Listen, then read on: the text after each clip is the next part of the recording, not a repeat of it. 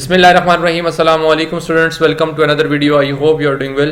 F22 practical based assessment PBA physics HSSC 1 first year के जो physics के practical हैं PBA एग्ज़ाम जो है उसमें जो मोस्ट इंपॉर्टेंट प्रैक्टिकल्स हैं वो क्या होंगे आज की इस वीडियो में मैं आपसे डिस्कस करूंगा, वो आपसे शेयर करूंगा।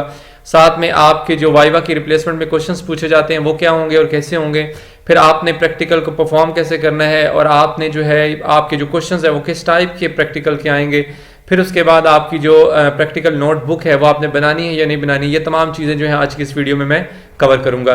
सबसे पहले जो है ये प्रैक्टिकल लिस्ट आप देख सकते हैं फिजिक्स HSSC 1 की guidelines instructions for teachers and paper setters. अच्छा, ये जो गाइडलाइंस है इसको एक दफ़ा मैं थोड़ा सा समराइज कर देता हूं, आप खुद भी इसको डीपली देख लीजिएगा।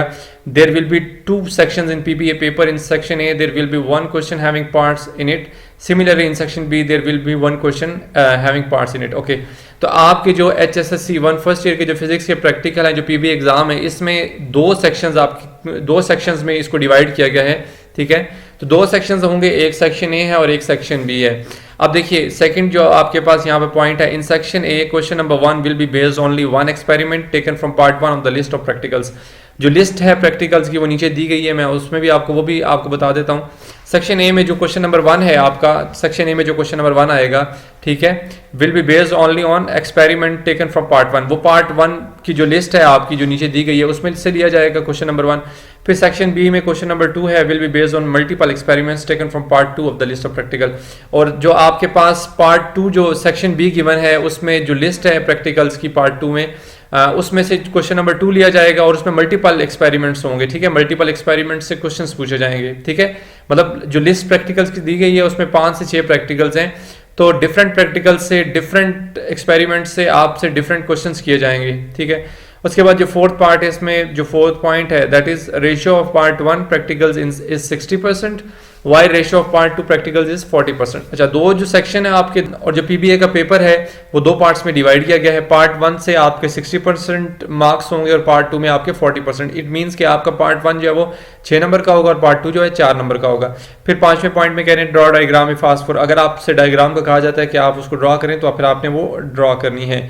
फिर आगे नेक्स्ट है 6 पॉइंट है that is in the new pattern of practical based assessment PBA there will be no mark for practical notebook and viva work. Okay जी, ये यहाँ से क्लैरिटी होगी आपको कि आपका कोई जो है वो प्रैक्टिकल का नंबर नहीं होगा, प्रैक्टिकल बुक का सॉरी, और साथ में जो वाइवा आपसे जो पहले लिया जाता था वो भी आप नहीं लिया जाएगा। ठीक है, तो इस चीज़ को अपने माइंड से निकाल दीजिए। फिर आगे चलें तो 7वां point, it may be noted the performance of all prescribed practicals is mandatory in the laboratories during the whole academic year and only those students will be able to attempt the PBA who will have performed the practicals in the laboratories as per requirement of each practical। okay, तो last जो point है 7th, उसमें ये कहा गया है कि वो बच्चे जो हैं वो प्रैक्टिकल बेस्ड असेसमेंट को जो है वो परफॉर्म कर सकते हैं, अटेम्प्ट कर सकते हैं, सिर्फ वो बच्चे कर सकते हैं जिन्होंने पूरे साल में अपने स्कूल की जो लेबॉर्ट्रीज होती हैं जिसमें फिजिक्स केमिस्ट्री के प्रैक्टिकल्स लिए जाते हैं, किए जाते हैं, जिन बच्चों ने अपने स्कूल की लेबॉर्ट्रीज में, अपने कॉलेजेस की लेबॉर्ट्रीज में प्रैक्टिकल्स परफॉर्म किए होंगे, सिर्फ और सिर्फ वही बच्चे जो हैं इन प्रैक्टिकल्स को यहाँ पे परफॉर्म कर सकते हैं, वही एबल होंगे इसको परफॉर्म करने के। ठीक है, तो अब नीचे चलते हैं। अब आपको मैं बता देता हूँ कि आपका जो है वो क्वेश्चन पेपर, पहले तो मेरी लिस्ट देख लें आप। ओके जी, अब है list of practicals HSSC 1। Part 1 में 60% प्रैक्टिकल के मार्क्स होंगे। अच्छा, यहाँ पर 9 मार्क्स मेरे से एक मिस्टेक हो गई है, ऊपर मैंने आपको 4 marks I think so yes, part 2 में मैंने 4 मार्क्स आपको बोल दिए थे, तो 4 नहीं है। फर्स्ट पार्ट में 9 मार्क्स हैं, वो मेरे माइंड में जो है वो अभी तक मैट्रिक के चल रहे हैं प्रैक्टिकल्स, क्योंकि उनके 6 और 4 उनके टोटल 10 मार्क्स होते हैं, तो इसलिए मैंने वो बोल दिया मिस्टेकनली। तो पार्ट 1 में आपके 60% मार्क्स होंगे प्रैक्टिकल के, 9 मार्क्स होंगे टोटल, और जो पार्ट 2 है वो 40% प्रैक्टिकल्स होगा, उसमें 6 नंबर होंगे। अच्छा जी, टोटल पार्ट 1 में आपके प्रैक्टिकल्स हैं 6, और इसी तरह पार्ट 2 में जो प्रैक्टिकल्स हैं वो भी आई थिंक सो 6 हैं या 5 हैं, यस 6 हैं। तो इसमें से मैं कोई इंपॉर्टेंट प्रैक्टिकल इसलिए मार्क नहीं कर रहा क्योंकि ये प्रैक्टिकल्स कोई इतने ज़्यादा नहीं है। जैसे प्रैक्टिकल्स पहले हुआ करते थे, प्रैक्टिकल नोटबुक में वो काफ़ी सारे होते थे, 20, 25, 22, 23 इस तरह के प्रैक्टिकल्स होते थे। जिस तरह अभी भी अगर आप सेकेंड ईयर के या मैट्रिक के अगर आप उठाकर देखें प्रैक्टिकल्स, तो उनके काफ़ी सारे प्रैक्टिकल्स हैं, 22, 23, 25 इस रेंज के अंदर प्रैक्टिकल्स हैं। तो वहाँ पर मैंने इंपॉर्टेंट प्रैक्टिकल्स को मार्क करवाया है क्योंकि वो बहुत ज़्यादा प्रैक्टिकल्स हैं, वो परफॉर्म करना बहुत मुश्किल हो जाता है, तो इसलिए मैंने उनको सेलेक्टिव जो है वो प्रैक्टिकल्स मार्क किए हैं। जबकि यहाँ पर है ही 6 प्रैक्टिकल्स हैं और आपने इनको कोई परफॉर्म तो करना नहीं है, जस्ट आपने इनके इन प्रैक्टिकल्स को एक दफ़ा अच्छे से कर लेने। जब आप कर लेंगे तो इन प्रैक्टिकल्स से क्वेश्चंस पूछे जाएंगे डिफरेंट। अब वो बताता हूँ कि क्वेश्चंस कैसे आएंगे, आप उनको एक दफ़ा देखेंगे तो इंशाल्लाह आप उसको कर लेंगे। अच्छा जी, फर्स्ट प्रैक्टिकल आपके पास measure the diameters of a few ball bearing of different size using screw gauge. फिर उसके बाद सेकंड प्रैक्टिकल है determine the radius of curvature of convex lens and concave lens. फिर थर्ड है determine the weight of a body vector addition of forces. फिर fourth है verify two conditions of equilibrium using a suspended meter rod. फिर fifth है investigate the value of ji by free fall method. छठवां है verify that the time period of simple pendulum. अब ये वही practicals हैं जो इंपॉर्टेंट प्रैक्टिकल्स हैं, उन्होंने जस्ट वही रखे हैं इसमें, तो आपने ये सारे करने हैं और याद तो करने नहीं है, जस्ट आपने इसको अगर आपने अपनी, अब देखिए ऊपर उन्होंने 7th पॉइंट में यही कहा है कि अगर आपने इन प्रैक्टिकल्स को अपनी लेबोरेटरीज में परफॉर्म किया होगा तो तब आप जो है इस चीज़ के एबल होंगे कि आप इन प्रैक्टिकल्स को इजीली कर लेंगे, ठीक है, पीबी एग्जाम को इजीली अटेम्प्ट कर लेंगे। अगर आपने नहीं किए हुए, अगर आप इसको याद करने लग जाएंगे तो फिर बहुत मुश्किल हो जाएगा।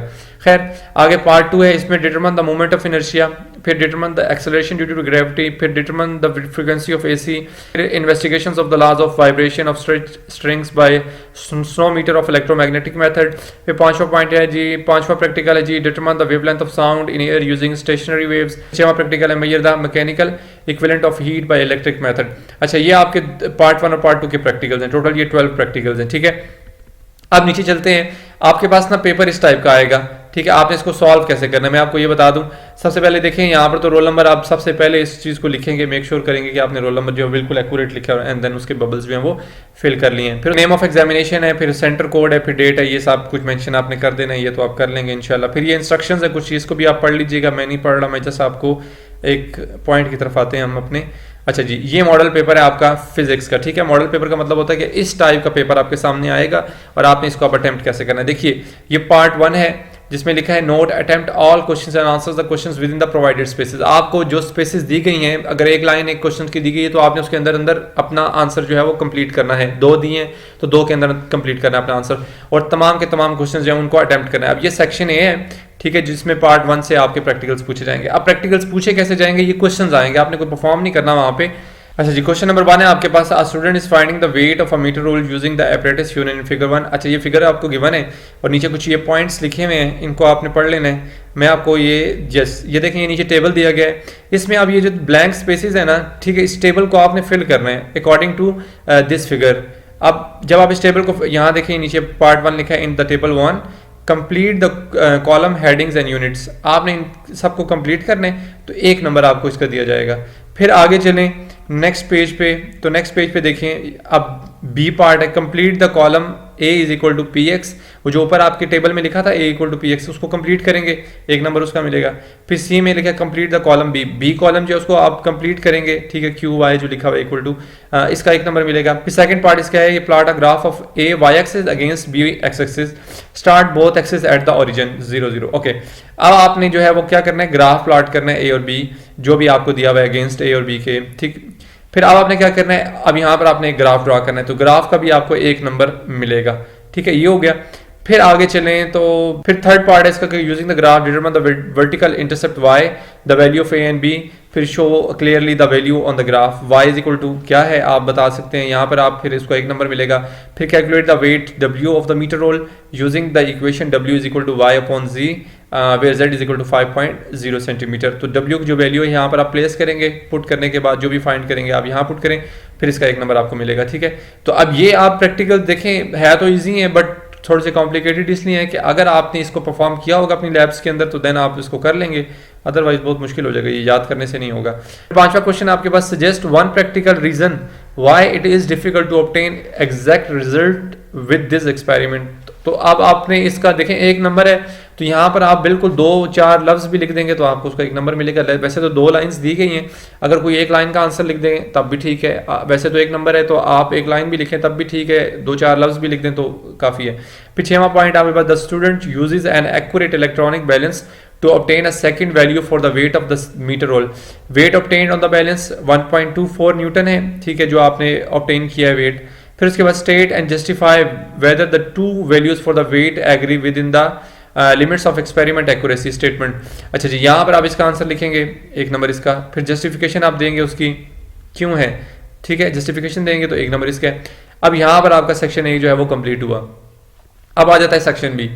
अब सेक्शन बी वो था जिसमें मल्टीपल एक्सपेरिमेंट से क्वेश्चन पूछे जाएंगे, ठीक है, डिफरेंट एक्सपेरिमेंट से। अब क्वेश्चन नंबर 2 देखिए, a student is carrying out an experiment to determine the time period of mass attached to a spring using the setup as shown in the figure 2। अच्छा, ये आपके पास एक फिगर गिवन है, ठीक है। अब आपने इसमें क्या बताना है कि a student is carrying out an experiment to determine the time period of mass attached to a spring.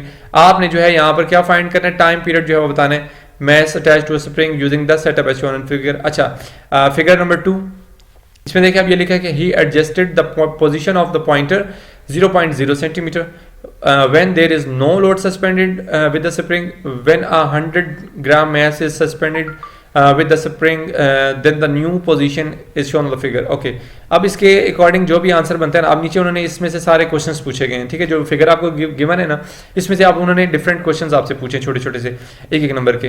What is the value of force that 100 gram of mass exerts on the spring, ठीक है। अब वो force की जो भी value है आपने यहाँ पर मेंशन कर देनी है, एक नंबर इसका मिलेगा, सिर्फ एक लफ्ज लिखेंगे आप, सॉरी वैल्यू लिखेंगे।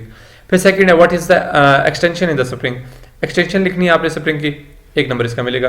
फिर थर्ड है what is the value of spring constant के, ठीक है, के की वैल्यू क्या है जो कांस्टेंट है, एक नंबर इसका मिलेगा आपको। फिर फोर्थ पॉइंट है write down the formula to calculate frequency of AC by using Melde's experiment, ठीक है, एक नंबर इसका मिलेगा आपको। फार्मूला जस्ट आपने यहाँ पर लिखना है, ठीक है, जिससे आप फिर फ्रीक्वेंसी जो है वो एसी की कैलकुलेट करते हैं। Why is the mass concentration greater at rim of flywheel, एक नंबर इसका मिलेगा आपको, ठीक है, इसका आंसर आपने लिखना है। फिर उसके बाद नेक्स्ट है calculate the wavelength of sound waves using resonance positions as shown in the figure for calculation of speed of sound experiment, ignore the end correction. Okay, एक नंबर इसका मिलेगा। ये जो फिगर आपको गिवन है इसके अकॉर्डिंग आपने बताना है, यहाँ पर जो भी इसका आंसर आता है आप ये गिवन स्पेस में आपने इसको फिलअप करना है, इसको लिख देना है।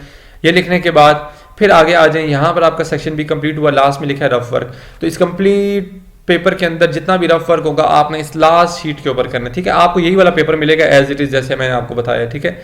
जैसे ये मॉडल पेपर आपको मैंने बता दी, ये सारी आपके पास ये देखें स्पेस है रफ वर्क की। तो इस रफ वर्क की स्पेस में आपने जो है जितना रफ वर्क होगा, जितना आपने गंद घोलना होगा वो सारा इधर कर लीजिएगा, ठीक है। और जो एक्यूरेट आंसर्स होंगे वो आपने गिवन स्पेसेस के अंदर मेंशन कर देने हैं। तो ये सेक्शन बी था आपका, जो मैंने आपको बता दिया। एज इट इज पेपर आपका बिल्कुल एज इट इज आएगा। जो लिस्ट आपको यहाँ पर गिवन है सेक्शन ए और सेक्शन बी की, एज इट इज यही प्रैक्टिकल्स आपने करने हैं और यही इन्हीं प्रैक्टिकल्स में से क्वेश्चंस आपके पूछे जाएंगे, ठीक है। सो ये कंप्लीट प्रैक्टिकल की लिस्ट जो है मैंने आपसे शेयर कर दी और कंप्लीट डिटेल्स आपको मैंने बता दी हैं। अब इसमें फिर भी किसी किस्म का किसी स्टूडेंट को कोई क्वेश्चन होता है तो then you can ask in comment box section. Next video तक के लिए अपना बहुत सारा ख्याल रखिएगा, दुआओं में याद रखिएगा। अल्लाह हाफिज।